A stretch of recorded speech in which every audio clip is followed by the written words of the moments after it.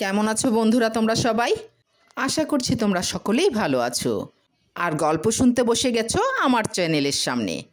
আজকে তোমাদের জন্য থাকছে রম্য গল্প দস্তরখানা। গ্রামের এক বিয়ের উৎসব, বরযাত্রীরা এসে গেছে।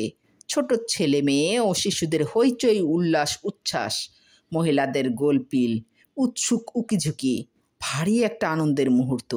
কিছুক্ষণের মধ্যেই বদনা চিলুমচি এনে রাখা হলো বরযাত্রীদের হাত মুখ ধোবার জন্য। তারপর নাড়ার খড়ের ওপরে পাটি বিছিয়ে খাবার বন্দোবস্ত করা হলো। কন্যাপক্ষের কে একজন যেন বার কয়েক বললেন, প্রথমেই দস্তরখানা নিয়ে আসো, কিন্তু দস্তরখানা এলো না। আবার আনতে বললেন তিনি দস্তরখানা, কিন্তু তবুও এলো না। ইতিমধ্যে খাওয়া শুরু হয়ে গেছে। ভাত, শোল মাছের দো পেঁয়াজা, গরুর মাংস আর টাকি মাছ দিয়ে রান্না করা লাউ, আর শেষে দই আর খেজুরের রসের ঝোলা গুড়। খাওয়া দাওয়া ভালোই হলো, কিন্তু ফ্যাকড়া বেঁধে গেলে ওই যে প্রথমে উচ্চারিত হয়েছিল সেই দস্তরখানা নিয়ে। মেয়ের বাবা পান সুপারির ডালা হবু বিয়ায়ের সামনে ধরে বললেন, ভাই সাহেব পান খান, খাওয়া দাওয়া পছন্দ না হলে মন্দ ছন্দ কইয়েন না।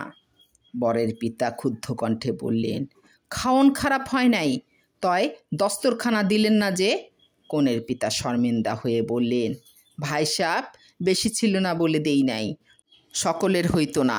বরের পিতা হঠাৎ উত্তেজিত হয়ে বলল, কম দীক্ষা নিজেরা খাইলেন আর আমাগো খালি নাম শুনাইলেন। কনের পিতার মুখ ফসকে বেরিয়ে যায়, জোলা নাকি? দস্তরখানা কি খাইবার জিনিস? আপনারা শালায় ভদ্রলোকই না, এই বিয়া দেওয়ন আমাগো ভুল হইছে। তখন হইচই চিৎকার, দুই পক্ষের মধ্যে হাতাহাতির পর্যায়ে চলে যায়।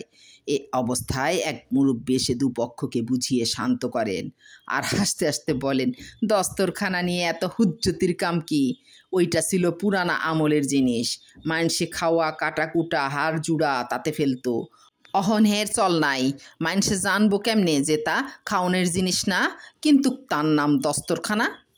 বসেন মিয়ারা বসেন, বিয়া সারেন, বিয়াতে লাখ কথা হয়, তাইলে না সেন বিয়া। তাই তো মানসে কয় বিয়ার নাম নাগরালি, বিয়ার নাম সাগরালি, বিয়া হইল হাজার পেঁচালি। বুড়ার কথায় পরিবেশ শান্ত হয়।